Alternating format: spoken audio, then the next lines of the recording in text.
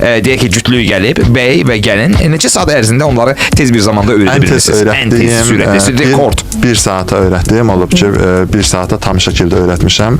Yadda da qalır, yaxşıdır. Yəni bir saat öyrənirlər və toyda o hərəkətlər yadda qalmaq nə vaxt olur deyim sizə. Yalnız hərəkət öyrətməyəndə, hərəkətin mənasını öyrədəndə. Hə, hər bir hərəkətin mənasını öyrədəndə. Mən məsələn qız deyir ki, mən burada niyə qabağa çıxdım? Deyim, çünki sən subay qızsan, hələ öz həyatını yaşayırsan.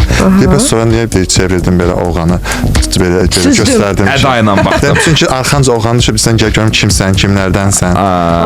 Var. Rəqsləməli söhbət gedir. O artıq mənasını biləndə onu və yaxud da ki, milli rəqsdə oğlan deyir ki, mən əlimi niyə başıma qoyuram deyim, çünki deyirsən ki, bu qızı bağlamışam. Və yaxud da ki, qız deyir ki, əlimi niyə ona tərəf uzadım deyim, könlüm ondadır deyirsən.